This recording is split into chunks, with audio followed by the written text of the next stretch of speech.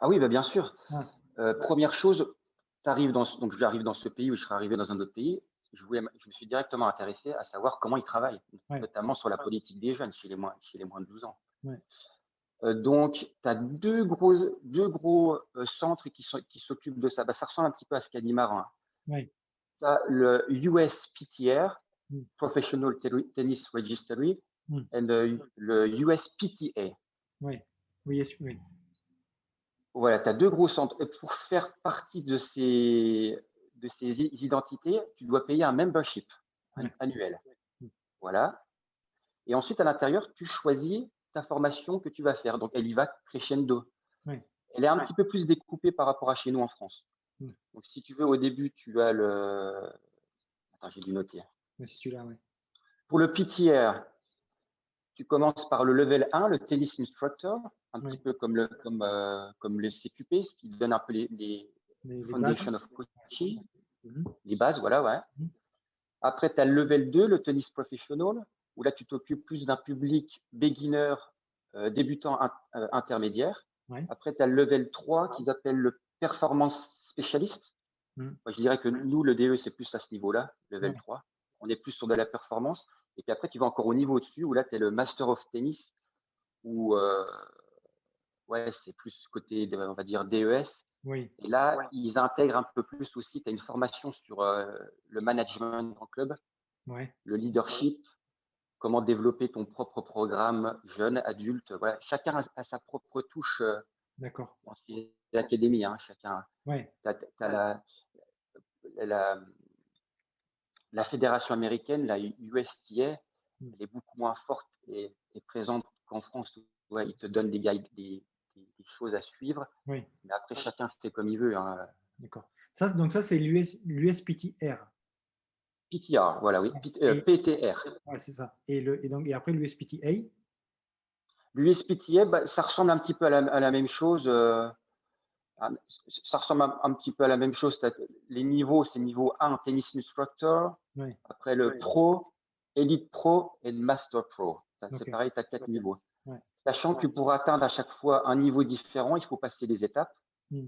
Il faut voilà, avoir un tuteur avec toi et Mmh. puis enregistrer des heures d'expérience Oui. sur le terrain. Si tu veux.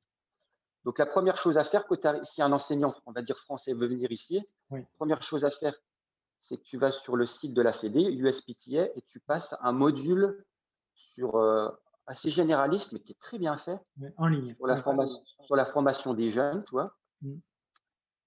et puis casier judiciaire vierge, et puis les premiers secours. Ouais. Ouais. Ouais, ça ressemble quand même à ce qu'on met en place chez nous. Et du coup, hem, toi, en débarquant de France, ils te mettent directement dans une case ou pas? Alors, il y avait une petite discussion là-dessus. Moi, j'ai voulu enlever la discussion et j'ai dit, moi, je veux faire la formation. Ouais, voilà. Donc, j'avais du temps aussi, tu vois. Ouais. Et donc du coup, alors il y a 2 écoles, hein. Il y a 2 visions de pensée. Il y a le PTR et le USPTA, chacun sa propre vision. Moi, je pense ne pas avoir assez de recul et d'expérience. De ce que j'ai compris, le PTR, la formation est beaucoup plus, basée sur le terrain, beaucoup Oui. plus terrain, pra technico-pratique. L'USPTA un petit peu plus éloigné à l'éloigné du terrain, un petit peu plus, comment je pourrais te dire, plus dans le management et le leadership que tu passes ces D'accord. diplômes-là, tu vois? D'accord. Après, chacun aura sa propre définition. Moi, au bout OK. d'1 an et demi, c'est ce que je te dis, Ouais. voilà. Ouais. Donc moi, j'ai passé ce PTR, et c'était super intéressant, Mmh.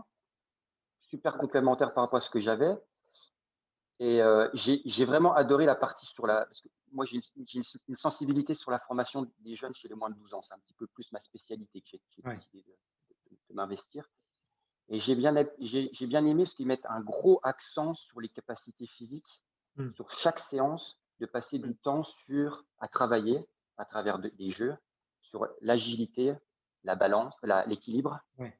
la coordination, la vitesse, Mmh. voilà.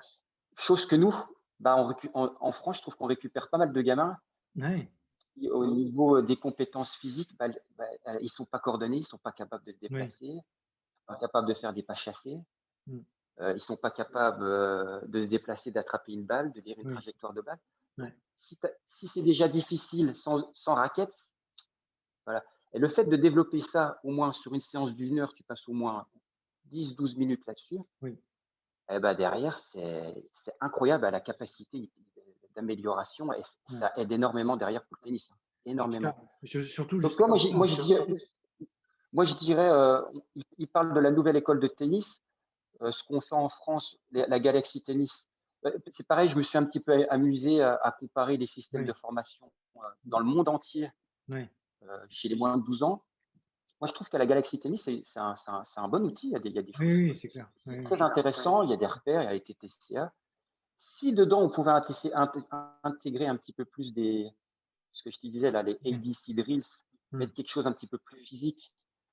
C'est beaucoup de jeux aussi que propose Olivier Le Thor, hein, ça ressemble beaucoup Oui. à ça. Oui. Ça va aider beaucoup plus nos jeunes derrière sur le terrain, hein. Ouais, ouais, ouais. Je suis convaincu aussi. Ouais, complètement d'accord avec ça. Mm.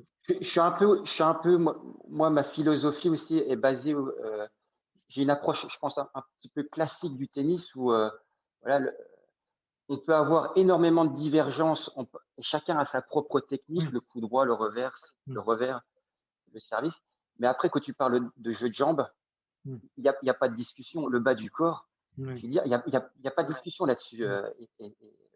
Une fois que tu sais te déplacer, tu travailles ça, Mm. derrière, c'est facile le tennis, c'est facile. Mm. Mm. Mm. Si tu arrives à l'heure à chaque frappe, c'est bon, hein. Et que tu arrives bien Ah bah placé. voilà. C'est clair, hein. Mm. Et comme par hasard, les meilleurs jeunes qui commencent le tennis, bah, c'est des jeunes qui sont multicompétents, Ouais. multi-skills, Oui. qui sont déjà au foot, qui Mhm. sont à la piscine, qui Mm. font d'autres sports. Les gamins là, quand ils sont petits, bah, ils avaient toujours un ballon autour d'eux, Ouais. ils s'amusaient à escalader, ils allaient au parc, Mm. des parents derrière avec une sensibilité sportive. Et ça, après, bah, les enfants, quand ils les récupèrent, bah, c'est beaucoup plus facile pour nous, hein. Ah, c'est Et clair. si tu as passé déjà on construit d'abord un sportif avant de construire un Ouais. tennisman, hein. Mm. Si tu as Mm. pas cette base-là, derrière, tu bricoles et tu fais rien, quoi. Ouais. Et je me rappelle d'Olivier, justement, Olivier Le Thor, qui partageait une expérience qu'il avait menée, lui, à savoir des enfants qui étaient toute la journée, ou en tout cas pas très actifs, et d'autres qui étaient dans le monde du cirque. Et bien, c'était flagrant qu'en une séance, même pas, en 30 minutes, tu avais déjà les enfants du cirque qui échangeaient. Ils étaient capables d'échanger en leur donnant des petits secrets, enfin ses secrets à lui, mais à savoir le plan de frappe devant, par exemple, stabilité, plan de frappe. Rien qu'en Mm. donnant ces consignes-là, eux étaient capables de mettre ça en place parce que justement, de par les qualités qu'ils avaient développées au cirque, ils étaient capables de le faire. Donc oui, fondamentaux, fondamentaux. Ils avaient déjà expérimenté et développé ses compétences, qui Ouais. derrière, après, Ah, c'est du facilitent pain le jeu et la béni. frappe avec la raquette. C'est du pain béni. Hein. T'arrives, c'est facile. Hein. Ouais. Et Ouais, c'est clair. Hein. Pour peu que le petit soit motivé et intéressé, là, tu fais ce que tu veux. Ouais, c'est vraiment important. Et après, ça me fait penser même à l'interview que j'avais fait, ça commence à faire un petit moment, avec Hugo Gaston et son coach, Marc Barbier. Il avait dit que justement, quand il était petit, Hugo, qu'il avait en entraînement, il lui faisait faire des trimestres de sport différents, alors qu'il était en formation pour devenir un joueur dans la tête au niveau. Mais il avait compris que c'était important de passer du temps dans d'autres sports pour développer ces compétences-là, plutôt que de faire que du spécifique tennis. Voilà. Je pense, et là, c'était remarquable. Et je pense que Hugo, au jour d'aujourd'hui, à la 150e place, je pense qu'il est en ce moment, il reconnaîtra complètement l'apport que ça a eu de faire ça, étant petit. Et même tout le temps, encore, de continuer à faire de varier les plaisirs, que ce soit au niveau du sport, pour après les compléter dans le tennis, quoi. C'est, je lisais une interview, je crois la dernière fois, un article, je ne sais plus sur quel site, il parlait de Jacques Sinner. C'est pareil, avant de devenir oui, tennisman professionnel, je crois il a skieur, développé énormément de compétences sportives. Voilà, ouais, skieur, un skieur, ouais, il y a énormément de choses. À la lecture de trajectoire de balle, là au ski, si tu te loupes, ouais, c'est clair. Hein. Non, mais c'est à la vitesse à laquelle ils vont sur le ski. Là, c'est un très bon exemple. Tu as raison, très bon exemple. Donc du coup, ces étapes-là de formation, elles ont une durée comme nous. Par exemple, le level 1, ça dure que 15 jours, 3 semaines comme si c'était le CQP ou plus? Ou c'est tous, par exemple, un an? Combien de temps ça dure? Non, bah, tu rassembles pas juste sur une année. En fait, ça met beaucoup plus de temps en fonction du level que tu vas passer. D'accord.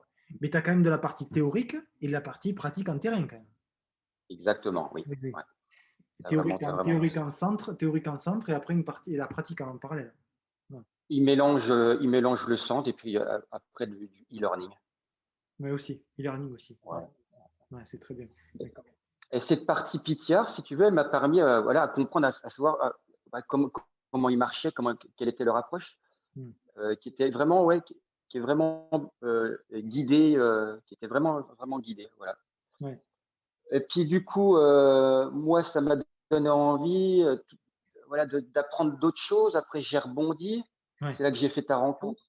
Mm. Je ne te connaissais pas tout de suite. Tu me Mm. donnes un coupon de réduction pour une formation. Merci. À On s'est l'époque. connus, Mm. oui, voilà, avec Cyril Genevoix sur une Ouais. formation biomécanique, Mm. formation courte, mais super intéressante. Ouais. Je recommande à n'importe quel enseignant de faire cette formation. Elle est vraiment, c'est super bien fait que ces diapos. Ouais, Voilà, ouais, tu fais super, plein ouais, de choses. vraiment super.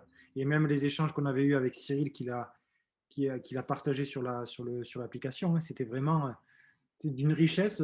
Ça prend quelques instants à regarder, mais par contre, c'est d'une richesse. Et justement, oui, le coupon que je t'avais donné, c'est justement pour prendre sa formation à lui. Et que justement, avec Cyril, on avait fait en sorte que les personnes qui étaient membres de Meet Tennis pouvaient accéder à sa formation à prix, en tout cas réduit, de façon à ce que ce soit encore plus accessible, même si le prix pour le travail qu'il y a est vraiment dérisoire. Ouais. Mm. Oui. Mm. Et puis, c'est pareil, je pars aussi du principe que si je veux comprendre mon métier d'enseignant de tennis, j'ai besoin d'avoir cette approche 360 Oui. holistique du tennis. Ouais. Et c'est pour ça que j'ai passé d'autres diplômes pour avoir des compétences sur le physique. Mm. Donc, j'ai passé ici le ITPA, Tennis Performance Ouais. Trainer, qui me permet d'avoir cette approche physique, Ouais. de mieux comprendre l'aspect biomécanique. Ouais. Donc, j'essaie d'enrichir mon bagage tennistique pour avoir cette approche de mieux comprendre. Ouais. Parce que moi, je ne suis pas un préparateur physique. Je suis un ancien de tennis. J'ai des bases pour faire du physique, mais au moins, ça me permet de mieux comprendre comment le corps marche, Ouais. de mieux comprendre les choses. Mm. C'est aussi pourquoi j'ai appelé ma boîte, je l'ai appelée Tennis 360, Tennis 360 DMV. Ouais.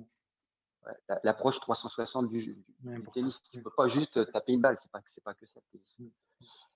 Voilà, et puis à partir de là, en allant sur des choses un petit peu plus précises au niveau de la formation, Mm. je me suis intéressé au Global Professional Tennis Coach Association, Ouais. où il y a Nolan Genero qui était Oui. venu Oui. parler de Oui. cette formation, Mm. où tu travailles sur des choses plus précises au niveau compétition, tu vois. Mm. Euh, donc technique, technico-tactique, mentale, Ouais. physique. Et sur la partie mentale, je me suis régalé, j'ai appris Mm. plein de choses, vraiment très, très, très, très, très intéressant. Mm. La diversité des intervenants, franchement, pour n'importe qui a un bagage minimum en anglais, qui peut comprendre, Oui. qui peut s'exprimer, vraiment, vraiment intéressant. Donc là, on était vraiment sur des choses très, très précises, Ouais. l'intégration du yoga, du pilates Mm. dans les séances physiques, comment commencer comment faire un échauffement 20 minutes avant un match Mm. sur le circuit, enfin, plein de Mm. petites méthodes tactiques, techniques très, très intéressantes. J'ai vraiment appris plein de choses. Et moi qui est plus un enseignant où ma sensibilité était plus sur l'enseignement au Oui. départ, je Oui. vois qu'elle est en train de muter et qu'elle est en train de glisser doucement sur de l'entraînement, Oui. faire des choses précises, rigoureuses, Mm. qui me correspond aussi un petit peu plus, où je suis quelqu'un qui est carré. Ouais. Ouais. Et voilà, tu vois comme quoi ça va peut-être rebouger encore, je sais Oui, pas. ça bouge. C'est ça qui est intéressant. C'est ça qui est intéressant, c'est qu'on n'est pas figé, quoi. On n'est pas figé. Et au fil des rencontres qu'on fait, qui ne sont pas le fruit du hasard, les choses avancent. Et ça bouge et ça va vers l'endroit que ça doit aller. Et ça se fait. Et c'est ça qui est vraiment beau. Voilà. Et puis donc je tenais aussi à te préciser que donc il manquait un module à mon DE. Oui. Donc là je suis en train de faire pour valider ce DE, en train de faire un DE par VAE pour Pardon. valider ce Oui. dernier Oui. module. Oui. Oui. Donc j'ai eu ma recevabilité. et je suis en train de monter le dossier. Voilà, je me fais aider parce que c'est quelque Oui, chose de spécifique oui, aussi. Comme ça, que je reviendrai en France, et ben voilà, je serai oui, directement oui, opérationnel et puis oui, que ça soit fait. J'ai participé aussi à des conférences, tu vois, il y a des oui, conférences qui sont proposées. Il y avait une conférence sur l'innover, comment enseigner et innover à travers le Covid, oui, Covid-19. oui. Donc super intéressant d'avoir une organisation et de créer des situations différentes et enseigner pendant le Covid. Donc, du coup, ça, ces conférences-là, elles sont arrivées, je pense que ça va faire le lien avec la dernière partie, dans le cadre de formation continue qui était proposée. Donc justement, avant de rentrer dans le détail des formations continues qui sont proposées, par exemple, mais comment justement est organisée cette formation continue? Est-ce qu'elle est obligatoire, comme on a pu le voir en Angleterre et au Canada, pour justement maintenir ce diplôme, enfin, l'accès à l'enseignement, ou pas?